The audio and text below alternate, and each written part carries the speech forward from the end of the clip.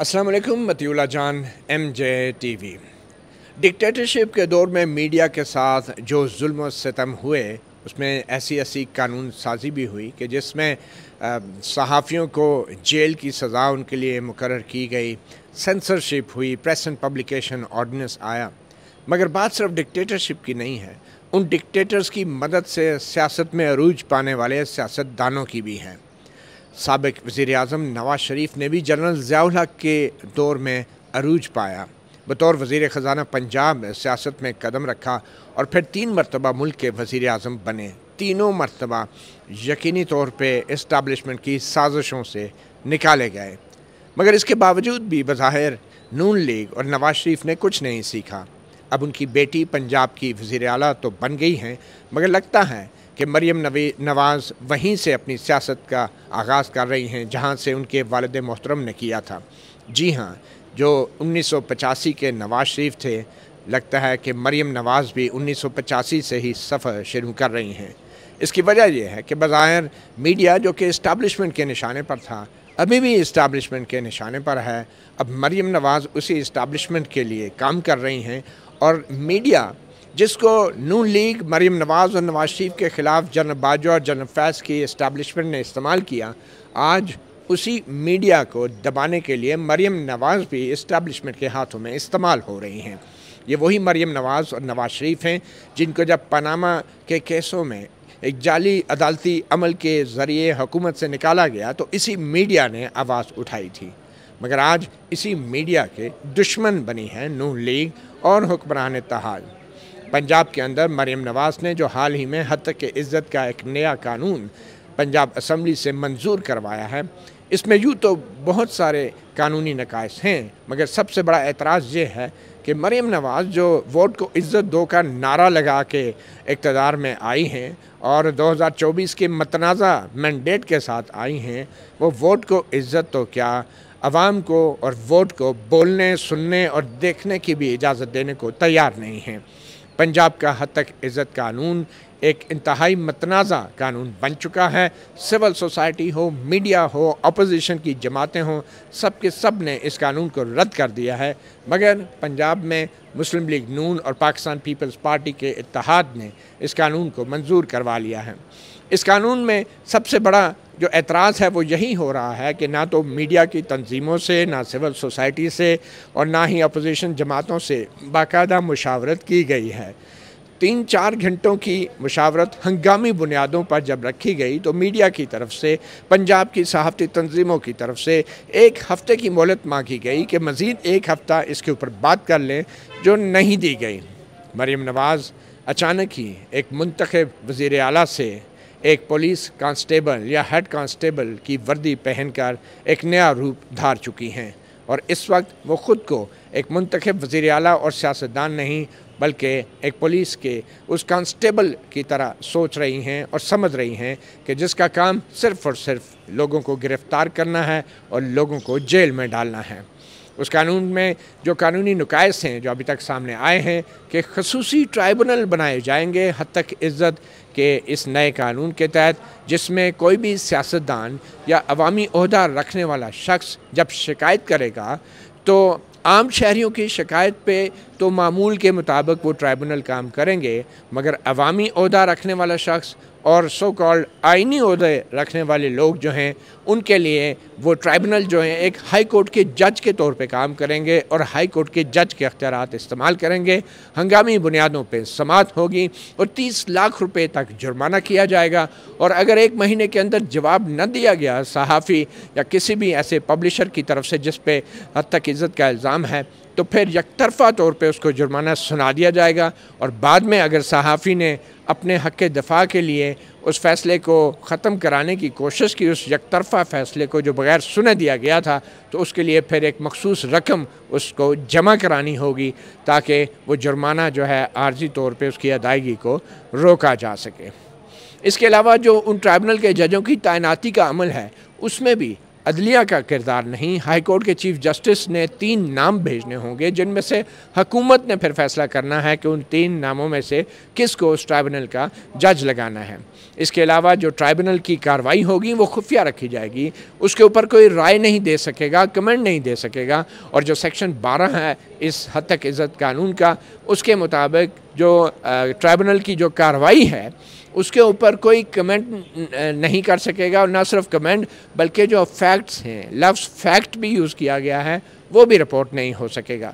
اور اگر ایسا نہیں ہوگا تو اس سے مراد تو یہی ہے کہ جن فوجی عدالتوں کے اوپر ہماری سیاسی جماعتیں اعتراض کرتی رہی ہیں، یہ جو میڈیا سے متعلق حد تک عزت کے قانون کے تحت ٹرائبونل بنائے جا رہے ہیں، یہ کسی فوجی عدالت سے کم نہیں ہوگا۔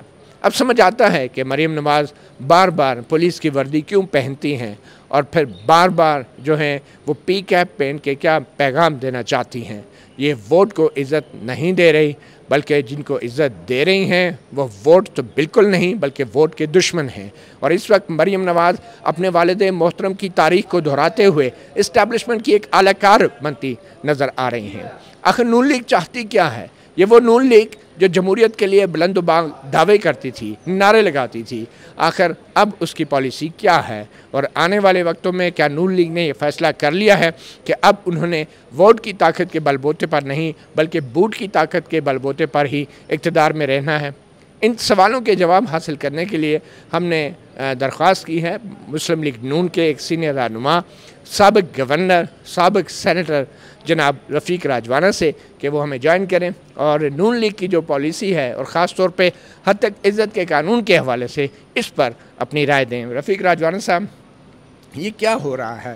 مریم نواز جو ہیں وہ ایک منتخب سیاسی وزیر اعلیٰ بننے کی بجائے وہ تو ایک ہیڈ کانسٹیبل کی طرح بیہیو کر رہی ہیں، اور شاید وہ اپنے آپ کو حسینہ واجد بنانا چاہ رہی ہیں، اس میں اور تو کچھ نہیں، وہ تو واجد بھی نہیں بن پائیں گی۔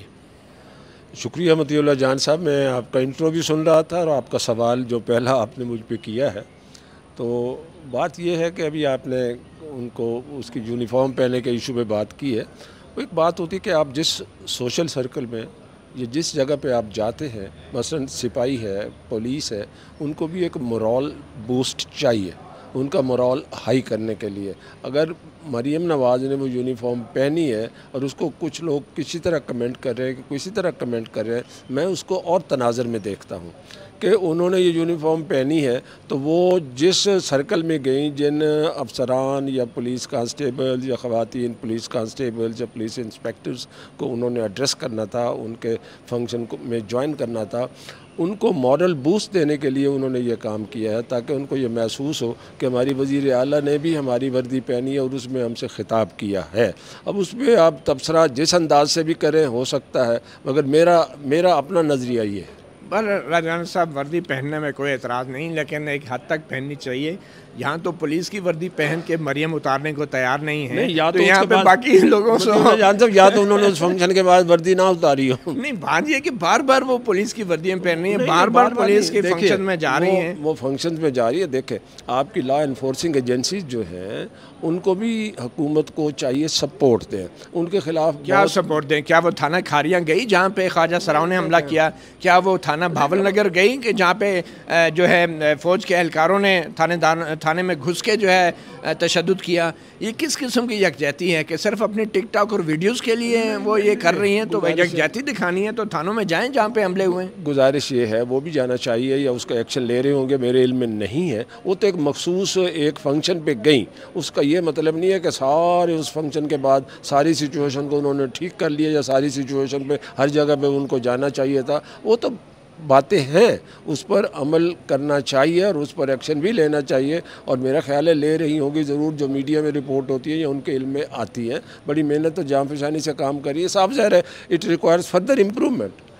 آپ لوگ جب چلیں، یہ بھی ابھی انڈر ٹریننگ ہے عثمان بزدار کی طرح، انڈر ٹریننگ بڑی ٹریننگ میاں نواز شریف صاحب سے کی، اور انہوں نے اپوزیشن کے دور میں میاں نواز شریف کے ساتھ جیل بھگتی، میاں مریم نواز نے ان کے ساتھ انہوں نے سفر کیا، انہوں نے انتخابی جلسوں سے خطاب کیا۔ تو ٹریننگ تو ساری زندگی، ہم بھی وکیل ہیں، اب سپریم کورٹ میں کھڑے ہیں، ہم تو مرتے دم تک سیکھتے رہیں گے، اسی طرح پولیٹیشین بھی سیکھتا رہتا ہے۔ ہاں، یہ قربانیاں تو بڑے بڑے لوگوں نے دی ہیں، یہ تو آپ مریم نواز صاحب ان ساری قربانیوں پہ آپ نہیں سمجھتے کہ ان سارے ساری جو قربانیوں کا ذکر مریم نواز کرتی ہیں اور کہتی ہیں میں آگ کے دریا سے گزر کے آئی ہوں, معلوم نہیں کہ یہ وہ آگ کا دریا کیا تھا. آگ کا دریا تو وہ تھا جو بے نظیر جس سے گزر کے آئی ہیں.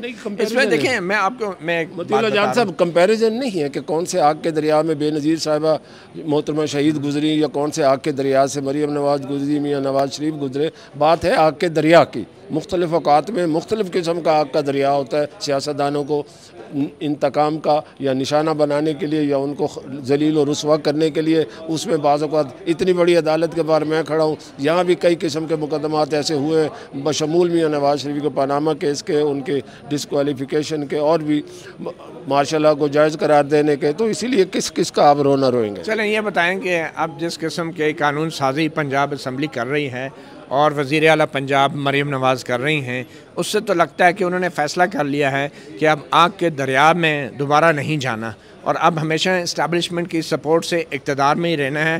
ووٹوں کی عزت کا مسئلہ نہیں ہے, اب بوٹوں کی عزت کا معاملہ ہے. یہ کیا قانون سازی کر رہے ہیں آپ؟ یہ میڈیا جس نے پاناما کیسز میں ان کا بھرپور ساتھ دیا نون لیگ کا اور جو اسٹیبلشمنٹ کی سازشیں تھیں انہیں بے نقاب کیا, آج نون لیگ اور مریم نواز اسی اسٹیبلشمنٹ کے بظاہر کہنے پہ اوپر اس طرح کی قانون سازی کر رہی ہیں اور ایک ہفتے کی مشاورت کی بھی روادار نہیں رہی ہیں, اور یہ سب سے بڑے صوبے کی وزیر اعلیٰ ہیں, منتخب سیاستدان ہیں.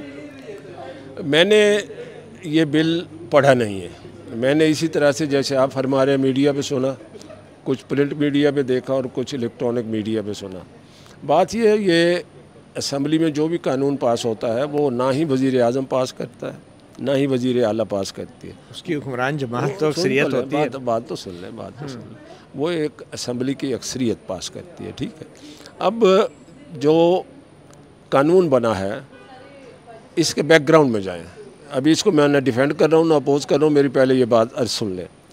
اس کے بیک گراؤنڈ میں جائیں, اس کے پریمبل میں جائیں, اس کا جو سوچ ہے. کافی عرصے سے آپ نے دیکھا سوشل میڈیا پہ کس کس ادارے کا کیا حشر ہو رہا ہے. یہ بات علیحدہ ہے کہ ان اداروں پر کیا کیا الزامات لگتے رہے ہیں اور کچھ ان میں حقیقت بھی ہے اور کچھ اس میں مطلب فالتو باتیں بھی ہیں. اتنی مشروم گروتھ ہو گئی تھی سوشل میڈیا کی. بعض تو ایسے میڈیا ہیں, بعض ایسے ٹویٹر ہیں, بعض ایسے میسیجز ہیں, ایسی چیزیں جن کو میں اینٹی سوشل میڈیا کہتا ہوں. سوشل لائف کے, سول سوسائٹی کے اینٹی ہیں. تو اس تناظر میں یہ ایک سخت قسم کا قانون یا سخت قانون جیسے آپ کہہ رہے ہیں وہ اگر لایا گیا ہے تو اس پر گفت و شنید ہوئی. اب میں یہی تو مسئلہ ہے, پس منظر میں نہ جائے نا, گفت و شنید نہیں ہوئی, یہی اعتراض ہے. میں مطیع اللہ جان صاحب میں قانون کا طالب علم ہوں, تو پہلے rationale behind, wisdom behind legislation ہو گیا, ہم سب مانتے ہیں. مجھے بتائیں قانون میں خصوصی ٹریبونل بنانے چاہیے تھے, خصوصی ٹریبونل. میں اس طرف آ رہا ہوں. دیکھیے کئی خصوصی ٹریبیونل بنے ہوئے ہیں پاکستان میں. ٹھیک ہے جی, الیکشن کا ٹریبیونل ہے, کچھ اور ٹریبیونل ہے. ٹھیک ہے جی. اسی طرح سے ہر قسم کے قوانین کے لیے بعض اوقات خصوصی ٹریبیونل سن لیں اس لیے بنائے جاتے ہیں. اب اس خصوصی ٹریبیونل کا میں آپ سے عرض کروں, ایک ڈیمیجز کا کیس میں نے سپریم کورٹ میں کیا. ممتاز بھٹو مرحوم نے کیا ہوا تھا ایک ایس پی کے خلاف. لاڑکانہ میں پریس کانفرنس ہوئی جس میں اس ایس پی کے خلاف مبینہ طور پر یہ الزام تھا کہ اس نے پریس کانفرنس میں یہ کہا کہ ممتاز بھٹو جو ہے یہ ڈاکوؤں کی رکھوالی کرتے ہیں. ممتاز بھٹو صاحب نے اس کا ڈیمیجز کا سوٹ کر دیا, وہ دنیا سے چلے گئے. ان کے کیس کا فیصلہ بعد میں ہوا, خیر ختم ہو گیا. تو اسی لیے خصوصی ٹریبیونل صرف انہی مقدمات کی سماعت کرے گا جو اس ڈیفیمیشن کے متعلق ہوں گے, نہ کہ ایک عدالت جو آلریڈی اتنے سارے کیسز کر رہی ہے تو اس کے ساتھ ایک بھی یہ بھی اٹیچ کر دیا جو نہ اس کا نمبر ہے. سپوز آپ ایگریوڈ ہیں کسی ڈیفیمیشن کے ایشو پر, آپ جائیں گے پہلے تو 15,000 کا کورٹ فی لگائیں گے, پھر اس کے بعد وکیل کو جو بھی اس کے حسب استطاعت آپ فیس دیں گے, اس کے بعد 20 سال آپ خراب ہوں گے. تو یہ تو آپ جیسے سینئر وکلا کی ناکامی ہے نا. آپ کتنی بار پارلیمنٹ میں آئے, آپ نے قانون سیدھا نہیں کیا اور نئے قانون بنانے چل پڑے آپ کی پارٹی.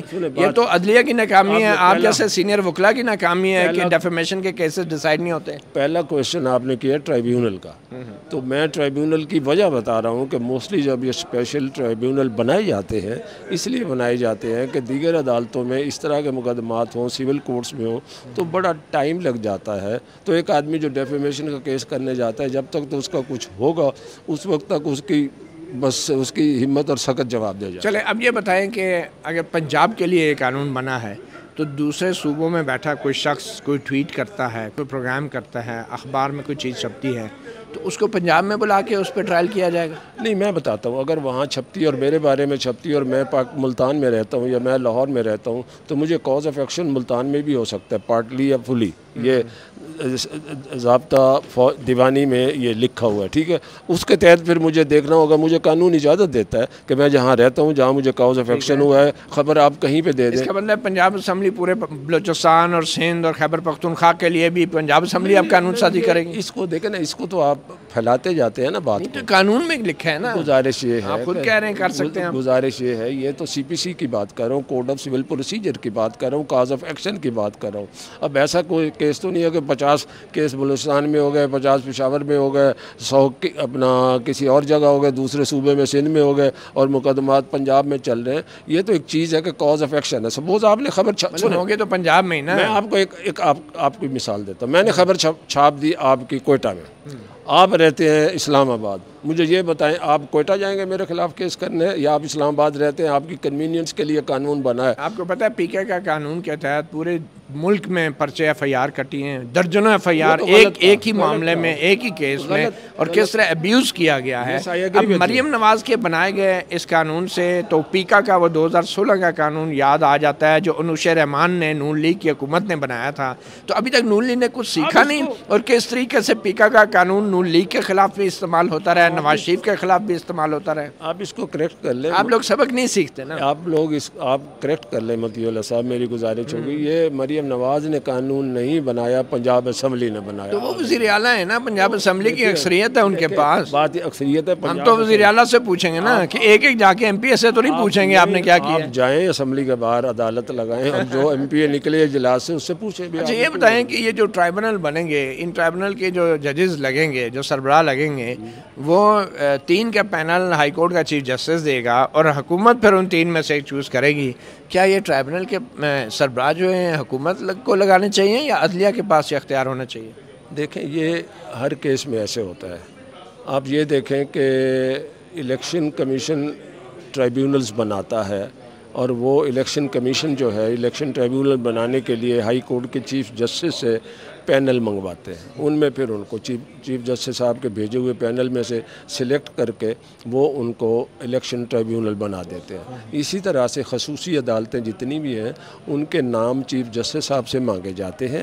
یہ اس قانون سے پہلے کا، یہ وہ خصوصی عدالتیں ہیں جو اسٹیچوٹری ہوتی ہیں، قانون کے تحت بنتی ہیں. یہاں پہ تو آرٹیکل 19 کا مسئلہ ہے، آئین کی آزادی رائے اور پریس فریڈم کا معاملہ ہے. یہاں پہ آپ ٹرائبونل کے ذریعے کیسے خصوصی ٹرائبیونل کی بات کر رہے ہیں؟ ٹرائبیونل کی بات اسی طرح سے، ٹرائبیونل کا طریقہ کار، خصوصی ٹرائبیونل جو بنتے ہیں ہائی کورٹ سے ہی نام مانگے جاتے ہیں. سنیں میری بات، ہائی کورٹ اپنی پرائیورٹی کے حساب سے 3 نام دیتا ہے تو اصل تو ریکمنڈیشن ہائی کورٹ کی ہے. اچھا سن لیں میری ذرا بات غور سے سن لیں. میں نے پہلے کہا ہے آپ کے پہلے سوال میں کہ سول کورٹ میں ڈیفیمیشن کا کیس بندہ اسی میں ہی زندگی گزار دیتا ہے، ڈیفیمیشن کے کیس کا فیصلہ نہیں ہوتا. رک جائیں یہاں. آپ نے دیکھا دنیا کو شکایت ہے، پاکستان میں شکایت ہے کہ 20 سال 30 سال کیسوں کا فیصلہ نہیں ہوتا. جس عمارت میں سپریم کورٹ میں آپ بھی کھڑے ہیں، میں بھی کھڑے ہیں، یہی ہوتا ہے کہ دادا مر جاتا ہے، باپ مر جاتا ہے تو اس کا پوتا، اس کا پوتے کا بیٹا آ کے مقدمہ لڑتا ہے. تو اس کو سن لیں، اس کی باقی چیزوں کو چھوڑ دیں.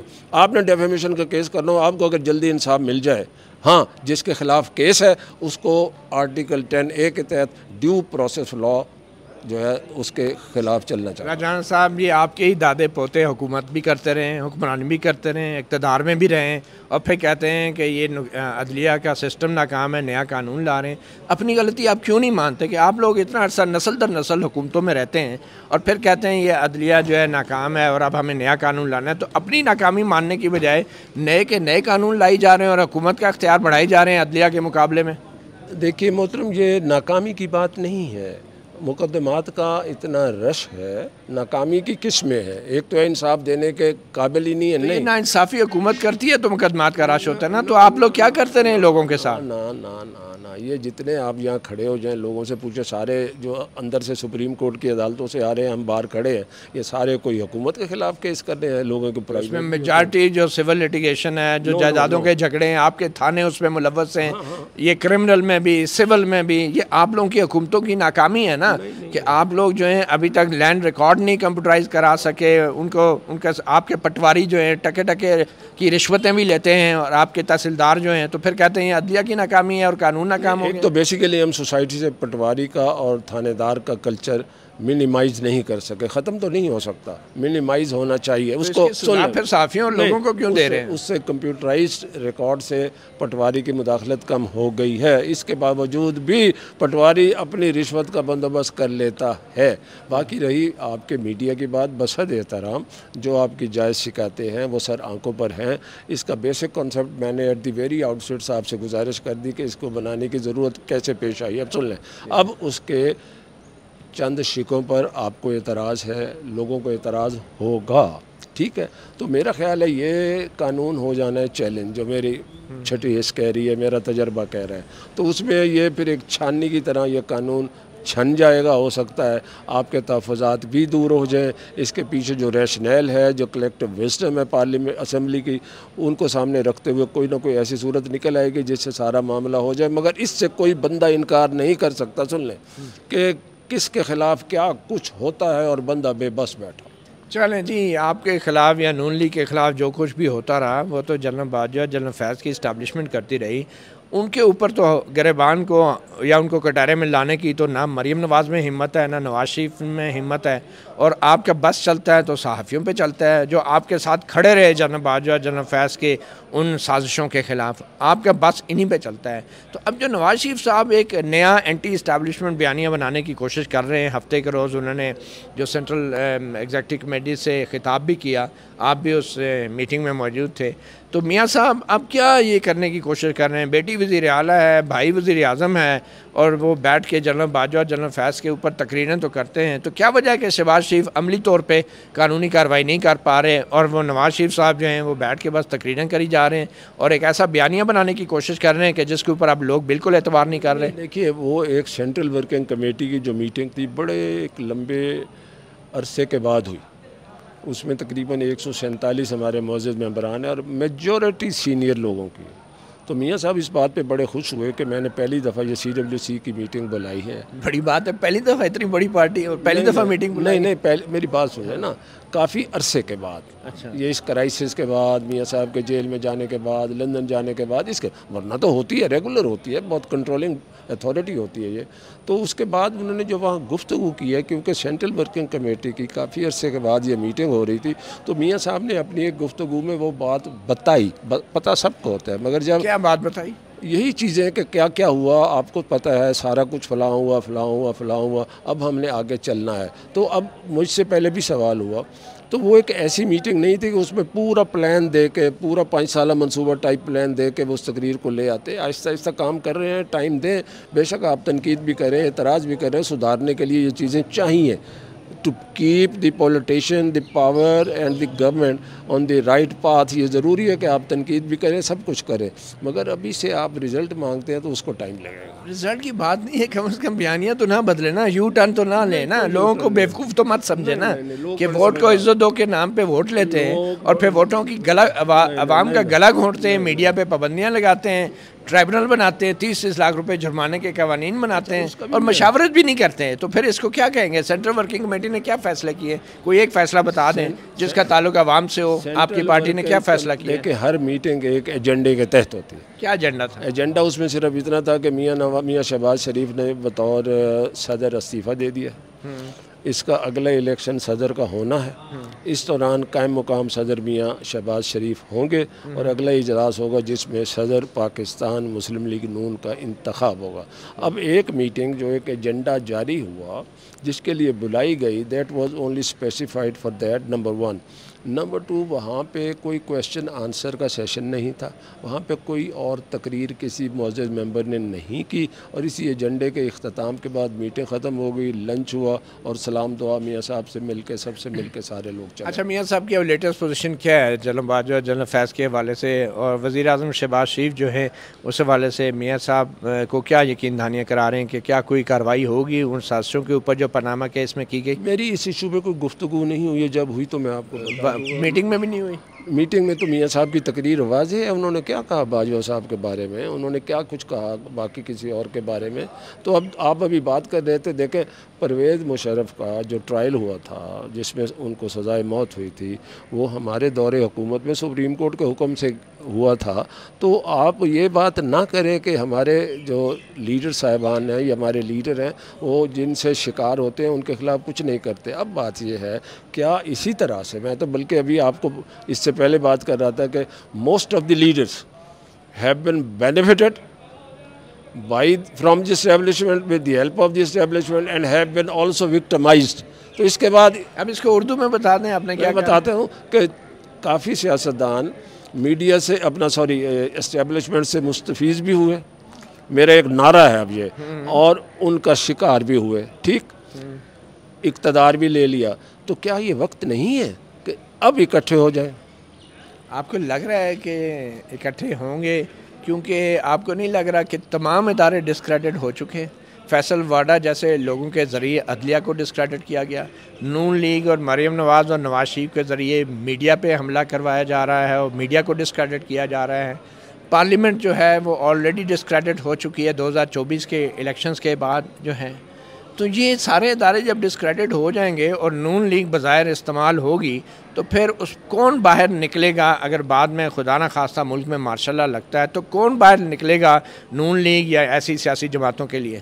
میں کہتا ہوں اللہ کرے وہ وقت نہ آئے، اب بھی اکٹھے ہو کے چلنا چاہیے اور ساری چیزیں سامنے رکھ کے، جو پہلی میں نے بات کی ہے نا کہ اب اکٹھے ہو جائیں. سب نے ہر چیز دیکھ لی ہے، اچھا وقت بھی دیکھ لیا، برا وقت بھی دیکھ لیا، دیکھ بھی رہے ہیں.